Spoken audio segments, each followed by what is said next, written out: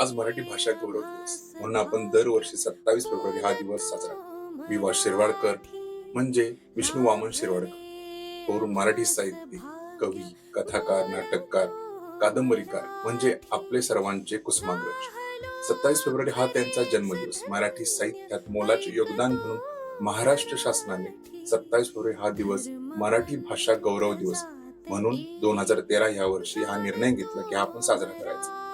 आज लावतो आहोत आम्ही स्टेटस, रील्स, पण कुठं आहोत आम्ही मराठी? बघितलं कधी का?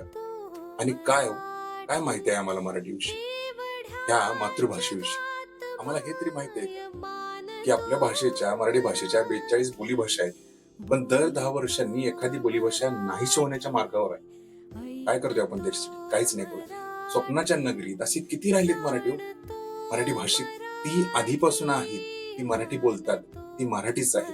पण इथेच उरलेत फक्त काहीशे 30-40% मराठी. आणि मराठी भाषा तर सोडूनच द्या. भारताचा इतिहास असो वा आत्ताचं एआयचं जग, महाराष्ट्र सदैव पुढे आहे.